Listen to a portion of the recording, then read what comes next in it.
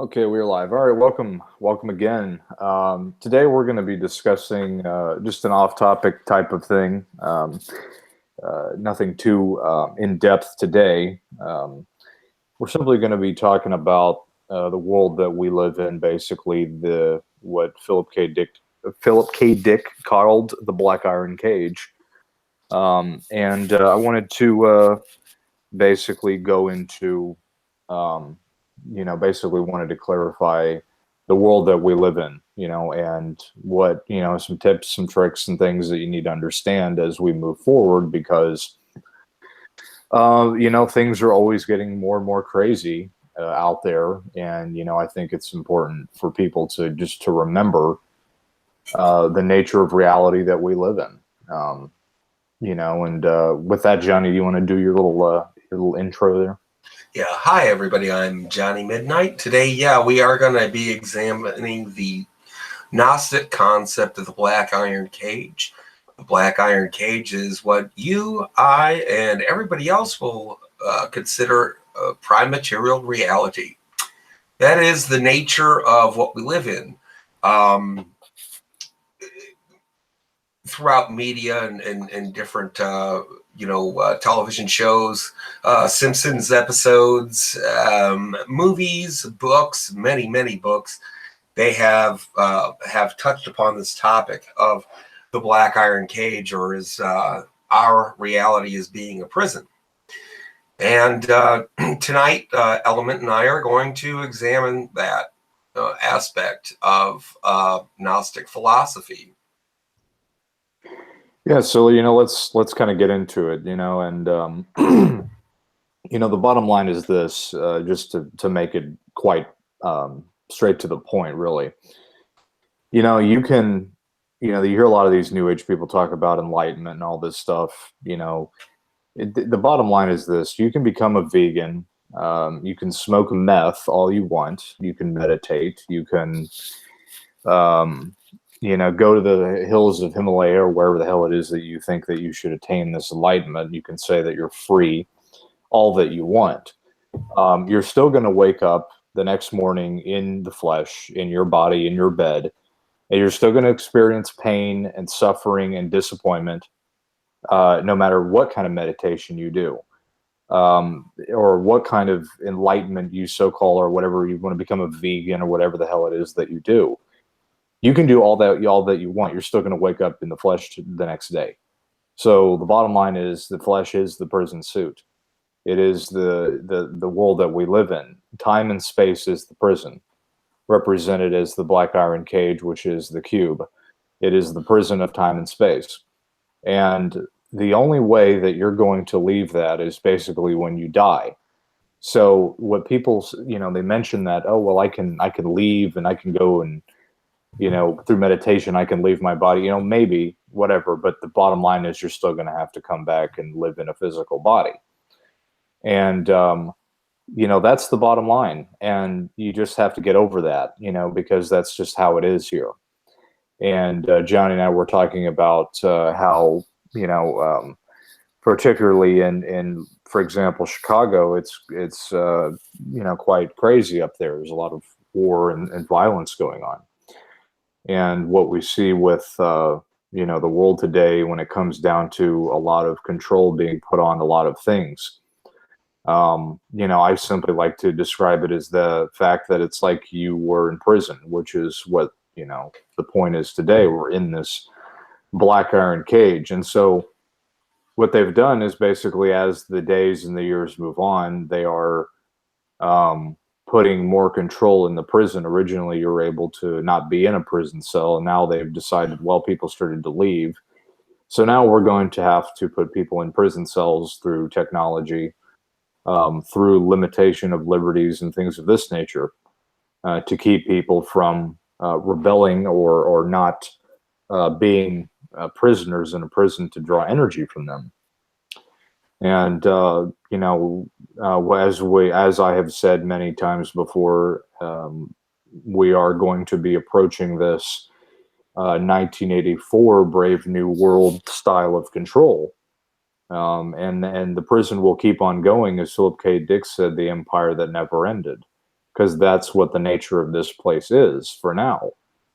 And Johnny, I'll throw this to you because in Philip K. Dick's book, and I think we mentioned this before through other Gnostic information, that the kind of the goal is that, you know, the whole goal to get everybody out of here, I guess you can say, is until everybody knows about the information, then that's when things kind of will end altogether. But until that happens, that's a long drawn out process. And so, Yeah, there are a lot of people out there that are just not interested in learning any of this.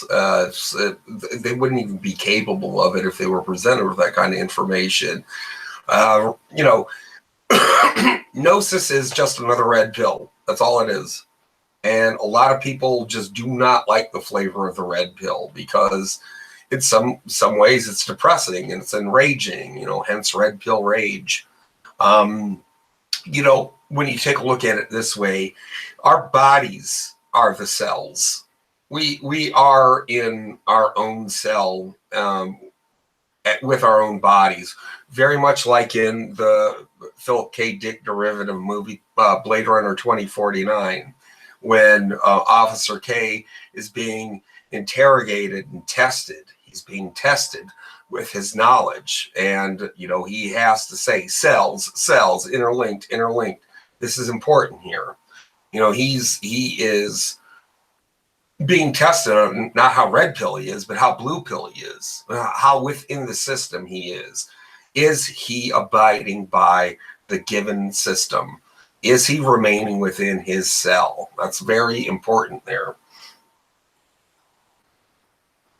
yeah, and I was actually just about to mention that when he's going into that, the cells interlinked. You know, are you are you still part of this hive collective?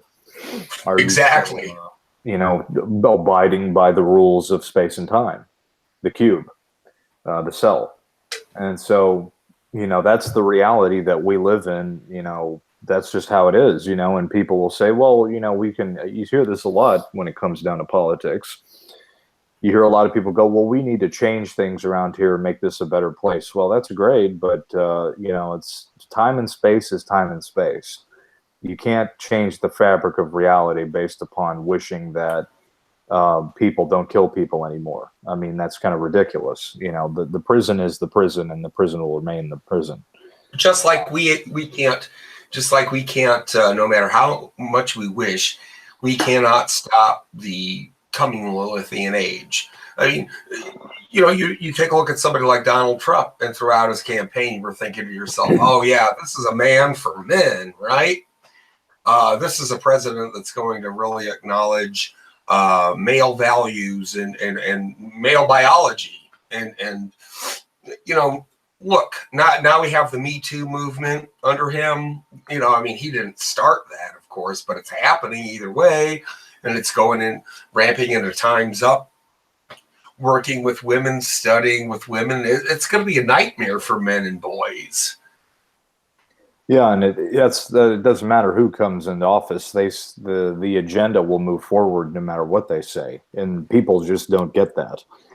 And you know, it's unfortunate that they don't understand that. But what can you do about it? You know, people want to believe what they want to believe, and that's just how it's going to be.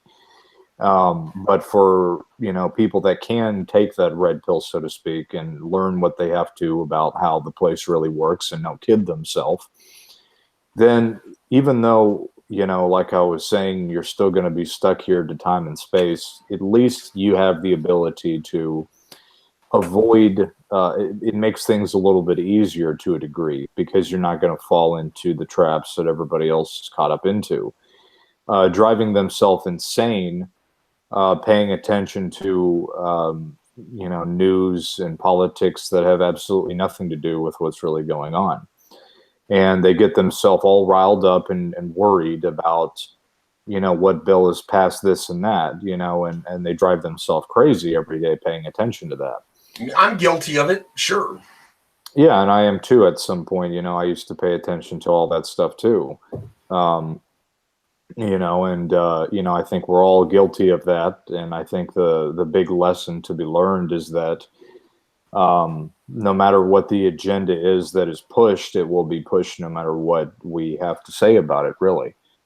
And the big lesson to learn there is to realize what the place is through gnosis, through knowledge, and try to make the time a little bit easier. If you can do that, then you're going to be much better off than somebody who's worried about what somebody says about something, or arguing based upon some political nonsense, or not even political, but YouTube comments or whatever. Or even think about it in even more traditional roles. Will I be able to mortgage this house? Will I be able to get that diamond ring for my little cupcake? All that blue pill stuff. I mean, think about that. Think about those concerns. People that so many who still live with those kind of concerns, and I seriously don't envy that at all. Yeah. Life's hard enough as it is, let alone having to worry about, can I go to Jared's Jewelers and buy the $12,000 ring? Yeah, or will I be able to afford a Jamaican vacation, Right. or go to some stupid beach where you could just go, I could go down to the river for free if I wanted to, and it'd still probably be the same thing. There'd still be a freaking McDonald's there, and there'd be a Pizza Hut, and it's the same everywhere. Kind of like that concept that you were talking about earlier, how the empire never ended. Why don't you talk about that a little bit more? I think that's really important here. Yeah, I was reading, I just finished reading Philip K. Dick's book called Valles, and it's about Philip, writing his book on gnosis and knowledge.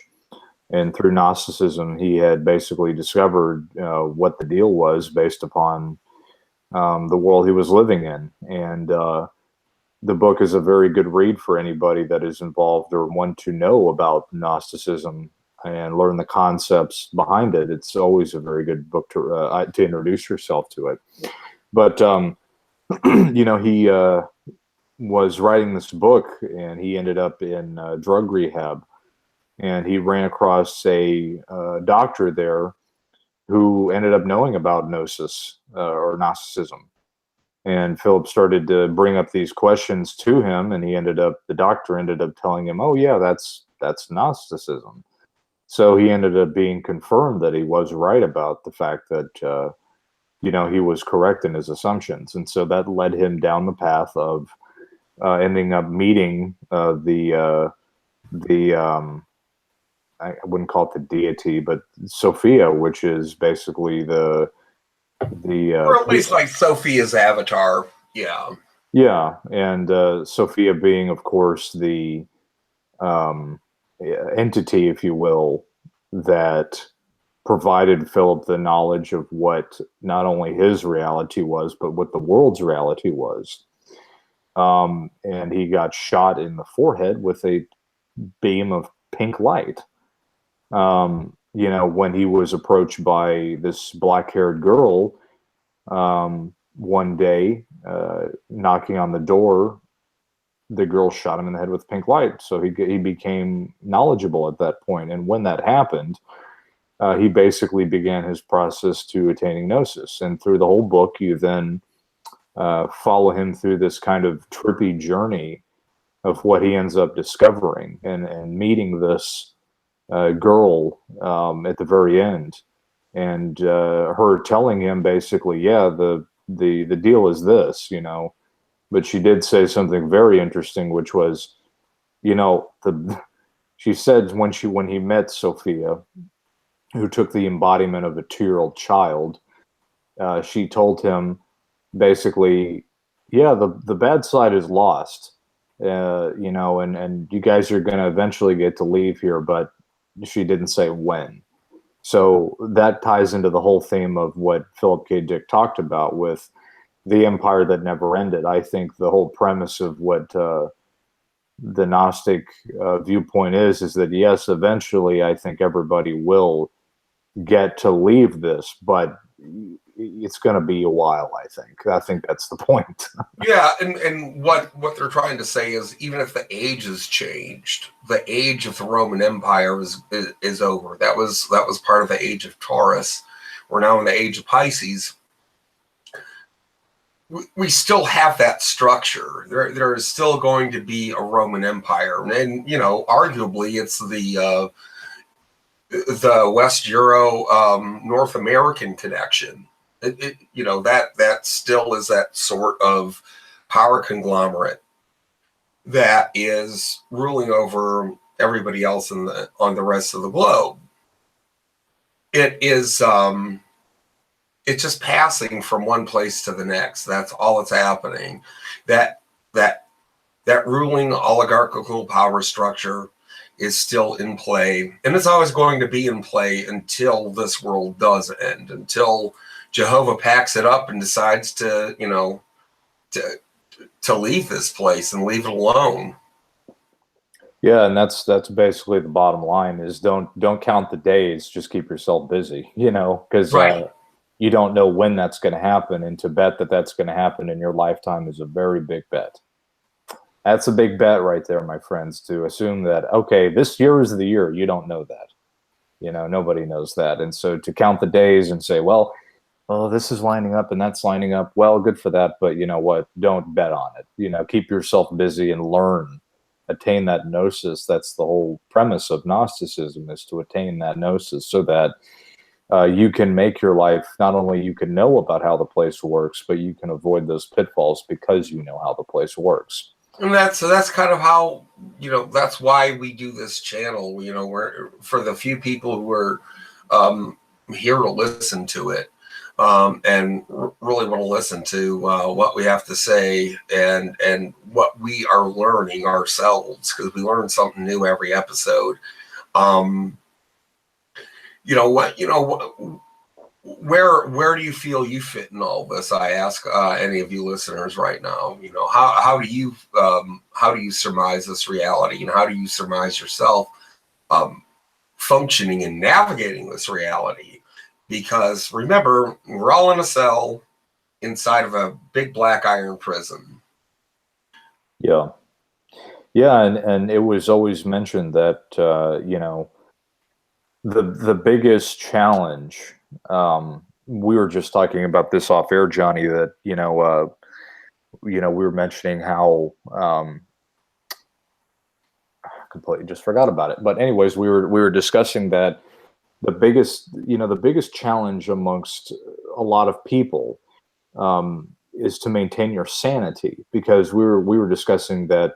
Now I remember we were discussing off air that the people that either take the red pill or don't take the red pill, are going to go down two different paths. I think that if you do take this red pill, then it's going to be a hard road. It's going to be tough because you're going to know things that you're not supposed to know.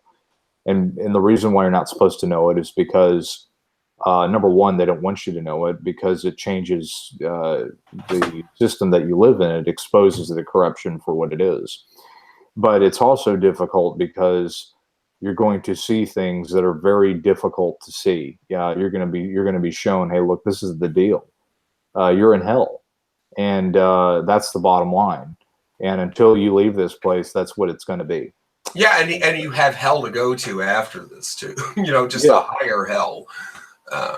Yeah, pretty much. And that's something that even just us saying that, people are going to go, oh, that's fun and all that, but I don't believe that. And that's fine. You probably will live a much more fruitful life knowing that. You'll have a lot less stress in your life. But sure are coming back here. That's just, there's no doubt about it.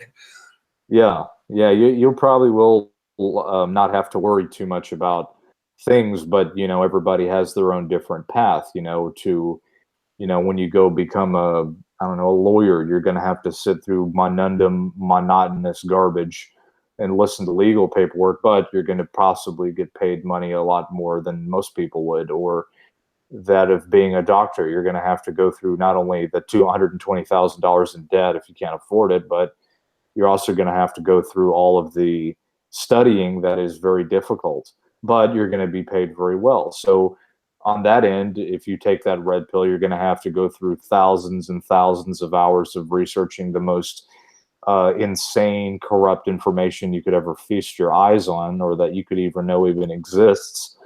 But you're going to be in the know, and you're going to be in the know in a time of chaos. Yeah, and I mean, when you think about the terabytes of knowledge that we have stored up between you, me, and some of our, I guess you could say, connections that are not on this show, that's a lot of information to wade through, and a lot of it is very frightening when you first come upon it. Yeah, and that was kind of something I was mentioning on that I was mentioning last night. As a matter of fact, that eventually you get used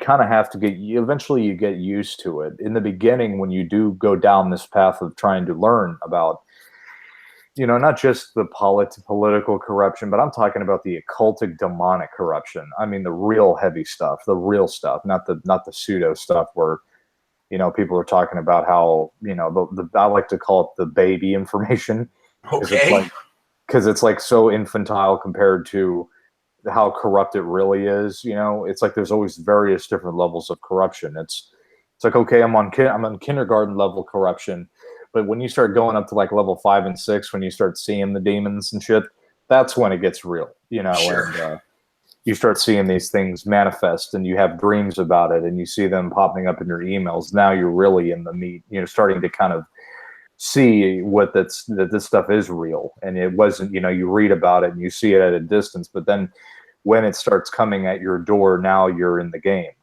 Yeah, I mean, one night you might be, it might be midnight, and you get a knock at your door, and next thing you see are these two children that are dressed, in drab clothing, and they want you to let them in. And when they look at you, you see that they have jet black eyes. I mean, when that kind of attack happens to you, that type of encroachment, things that they don't want you to they don't want you to know, and they don't want you doing things like podcasting this type of information.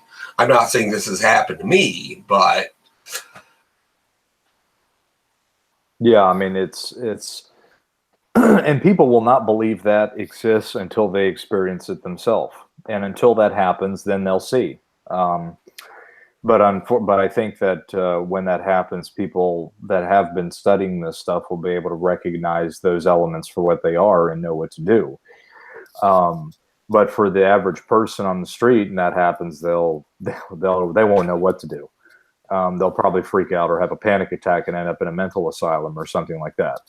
And they can't be able to go, and they can't go to people to tell them, "Hey, I saw two demonic entities sitting in front of my house." They'll probably refer to an exorcist or put you in a mental asylum because they don't understand that those things do exist, and they are very real. And until you see that for yourself, then at that point you'll know that it's real. And we can talk about this until we're blue in the face. People won't believe it until they see it for themselves. I think going back to the point though, that these are all processes of being in this black iron cage and attaining the knowledge of knowing about, yes, these things are real. Yes, they do exist. There are some pretty ugly and bad things out there. And when you go down this path, you're going to have to confront that stuff because it's just part of your job. I was mentioning this on a hangout I did last night. Just a combat medic, when he goes to war and sees traumatic medical related injuries of somebody's legs getting blown off, the first few times he sees that, yes, he'll be in shock, but eventually he becomes used to it because he has to get his job done. So when you're existing in a prison where all you see is horrific things all the time, eventually you get used to it because you have to. You can't be traumatized and shocked all the time if you're living in a system that's full of that, and that's the nature of things. If you're living in hell, you're going to see hellish things. See, as we equate this reality with a prison, we Gnostics don't believe that this prison is a life sentence. Okay, so how do you get out? Well, you have to get paroled, right? How do you get Yeah. out of your cell? You have to get paroled. Now, Element, I ask you, what do you think will pass that parole exam? Probably wisdom and faith. Pistis and Sophia. It's when I was reading Valles and the information that we have discussed on this podcast on and off air, I think that test is you have to have an exterior motive to help you. You got to have an outside force to come in and assist you through it. And I think what Philip K. Dick was explaining in Valles is that eventually that Sophia character will come to you at some point. It might not be, 10 years from now or whatever your time, when the knock on the door comes, then at that point, that I guess that entity will assist you, at least just speaking on the trying to explain it. I mean, I think you have to have that element to help you through this system. I think the test is, the ability to have wisdom and faith, because that will give you the knowledge that you need to pass the test. Basically, a spiritual attorney to get you through your parole hearing, And that would be Sophia. Yeah, I think that's the test, because the test is probably so supernatural, and so the knowledge that you have to have probably to pass that exam, so to speak, is stuff that we not only can't attain by studying on the internet because it's not available, but also because it's a supernatural thing. It's beyond this realm, and in order to pass the test beyond this realm, you have to have a person on the other side assist you. And the only good person, I guess you can say, quote unquote, good person, or through what the Gnostic ideology or what the Gnostics say, is that of Pistis and Sophia, wisdom and faith, right? So that entity, Sophia, gives you the knowledge in order to move on. right. You have to have faith with the wisdom. If you have, faith without wisdom, you wind up having nothing but blind faith or belief. Mhm. And if you have wisdom without any kind of faith, well, you become Jordan Peterson. So, Right. And you'll end up going down the wrong path, and end up in psychosis or something. You end up losing your mind because you don't know where to go, and you end up getting so caught up in things that are just not the right way to go, I guess you could say. But I do think that the only conclusion I can come to that would make sense from what we've talked about here on the podcast, as well as off air and all the other research we've done there, in order for you to move out, because like that's the intermediary, that's the attorney that like you said, is there to assist you out of the time and space. Because very much what Philip K. Dick went through when he had those kind of trances that he would go into through these encounters, he would enter in these different realms in his book. Well, that's very equivalent to leaving time and space, if I'd say so.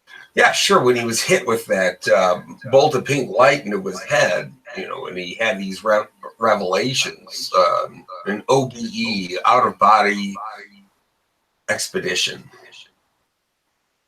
Yeah, I think that that's very equivalent to that kind of thing. But on that note, I think that that's pretty much the bottom line, is you have to have those two things to leave, and until that happens, then that's you're going to have to wait your turn like everybody else, I guess you can say. Right, exactly. It's and people that are listening in and not exactly sure exactly where we're hoping to leave to, that would be the pleroma or the true heaven. Yeah, of course. Yeah, I mean, that's definitely the goal. And we've said this before about the idea of and the concept of this black iron cage that we're in. Your soul is in the Heil, which is basically where the Matrix discussed it as being where the power plant or the soul farm. That is where the soul is at. And through this physical body, it's basically like what we've described. It's like playing a video game. Your soul is the video. You're the controller of the game. Your television screen represents the veil, and through the veil, you're playing your avatar, which is your physical body in the corpse or the corposa. And that is how it works. And your soul is locked in that system until you are killed off in your game character. You know, it's like I was just playing Battlefield 1 before we did this hangout.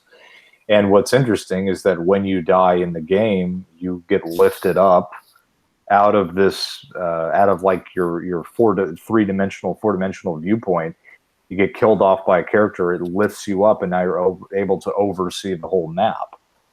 So the game systems are very similar to what the system is based upon our dynamic that we're in.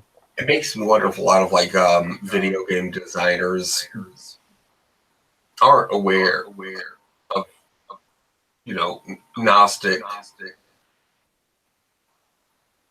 structures like that.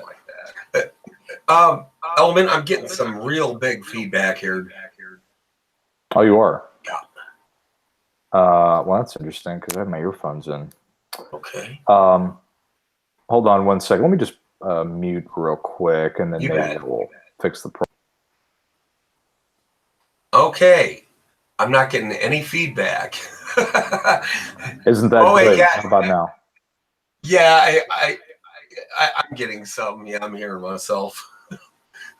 Yeah, that's strange. Is there a way that you could like pull out your earphones and plug them back in? That might do it. Yeah, let me try that real quick. Maybe that will fix the problem. Okay.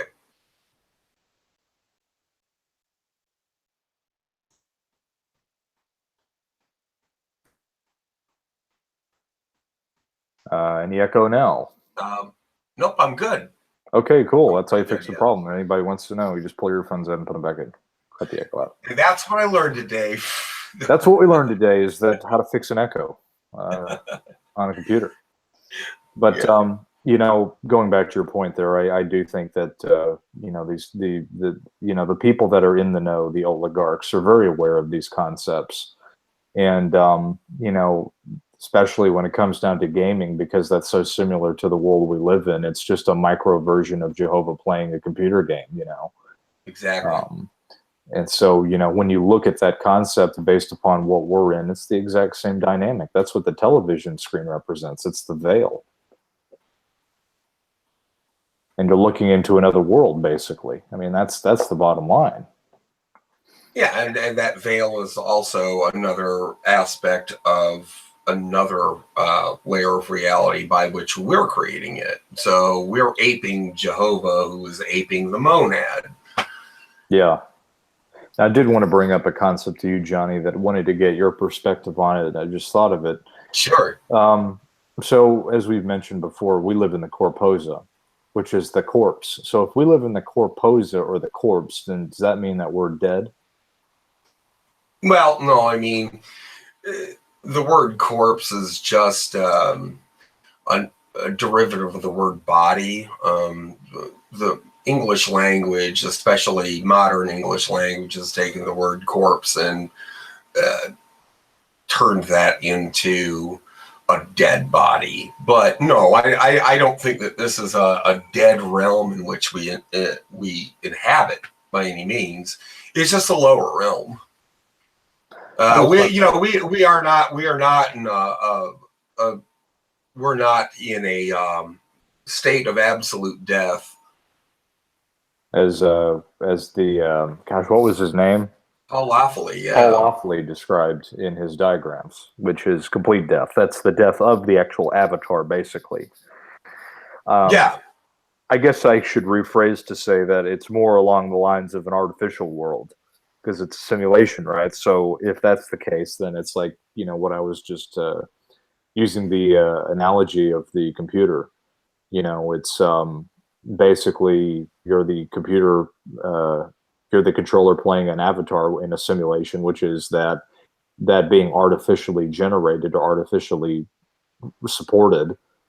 It's like the whole transhumanist thing, right? So they're all trying to support artificial life by means of energy. Now And maybe that's that realm would be absolute death, where you are actually creating unliving instruments, and you're no longer able to discern between the living and the unliving in your reality. So,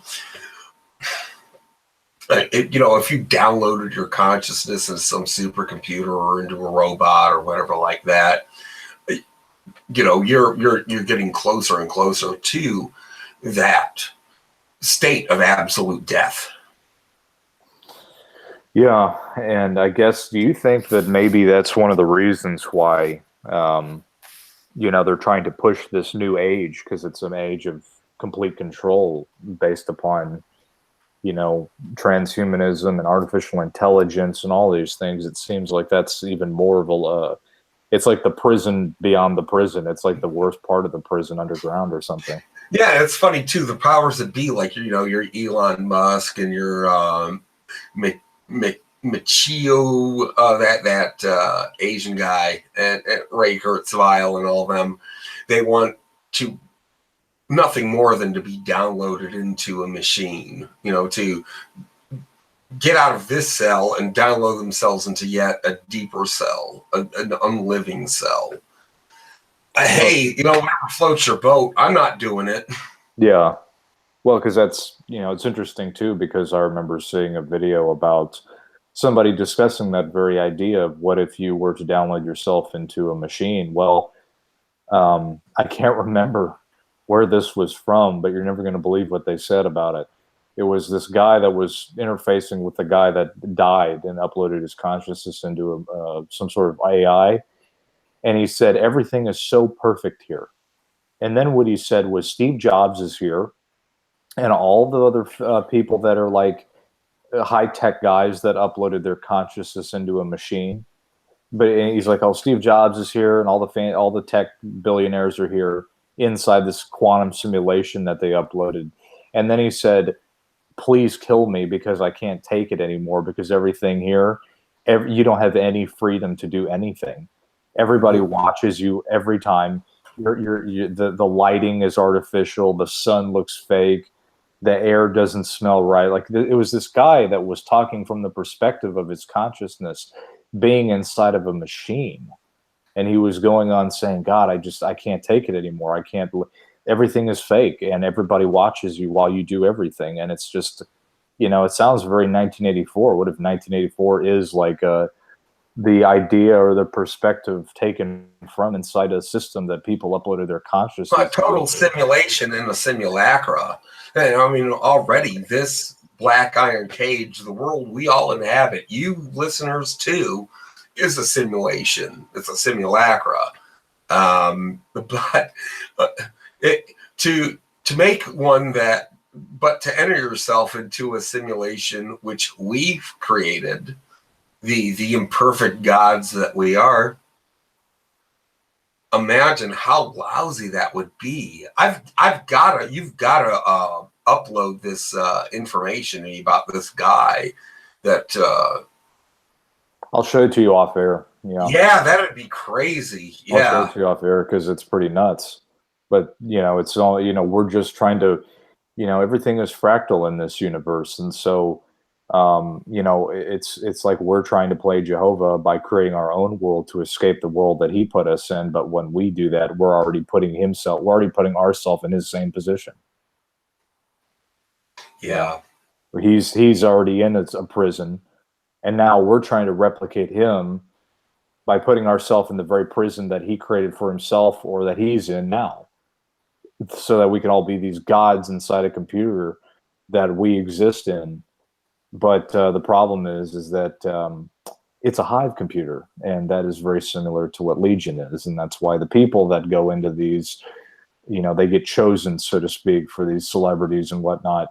They're part of that system too. Their consciousnesses are attached to that. And when they die, they'll be uploaded into that thing and respawn for whatever reason they're needed.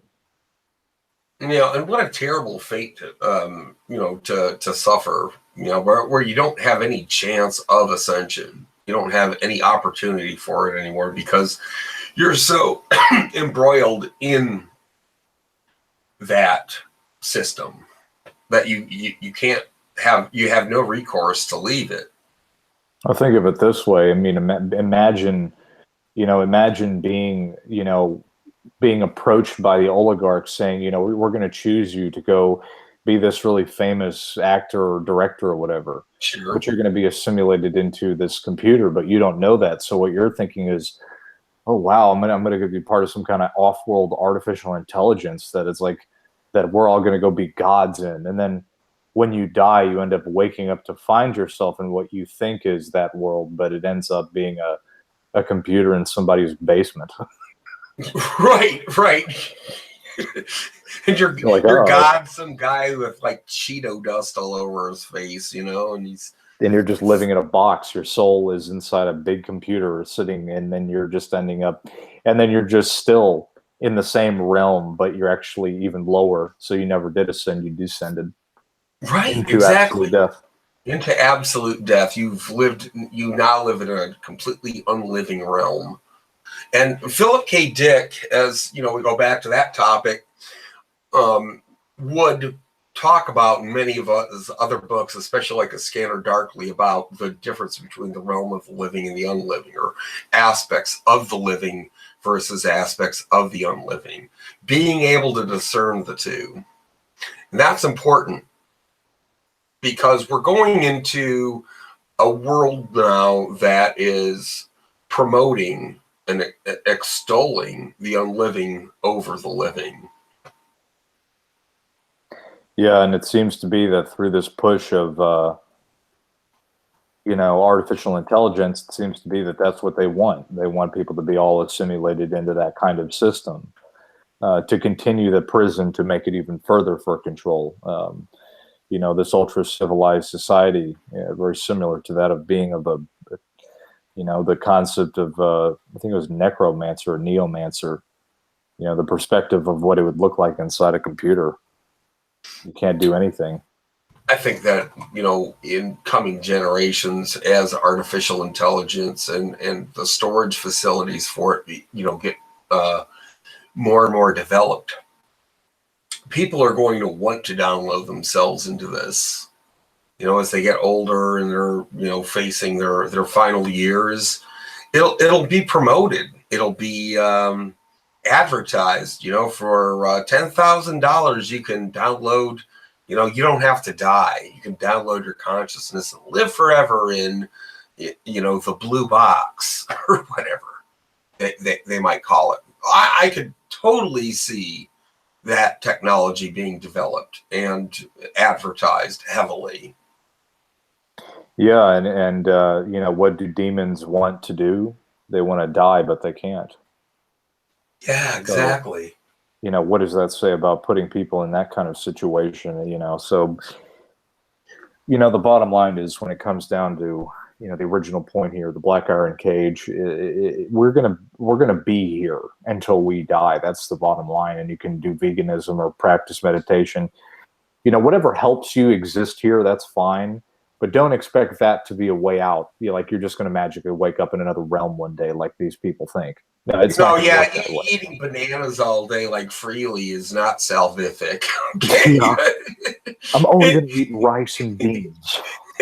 There's bananas in my body, bananas in the ocean. It's just like, come on. The banana is the sacred holy one. It's shaped like a big dick. Right, exactly. So I'm a bad guy. well, it's the truth, It's, yeah.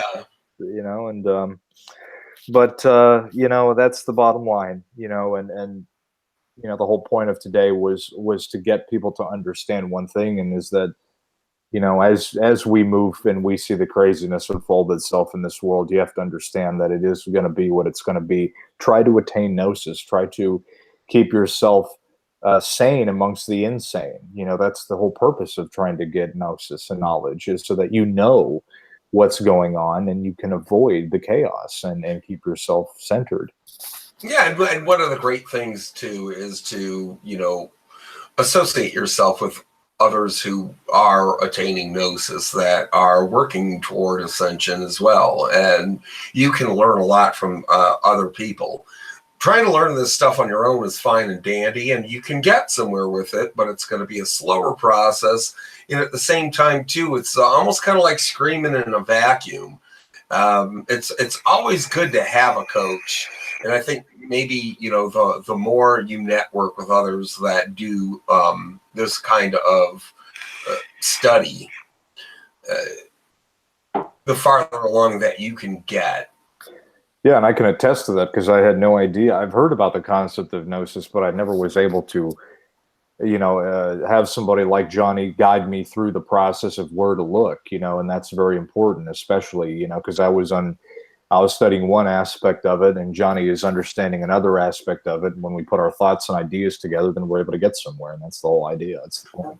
Right, and the great thing is it is like Lego blocks. You have one unit of knowledge, and he has another unit of knowledge. You put them together, and then next thing you know, you make a little breakthrough, and that happens all the time. And it's eventually you can get that arbiter, that coach, that Sophia that comes into your life.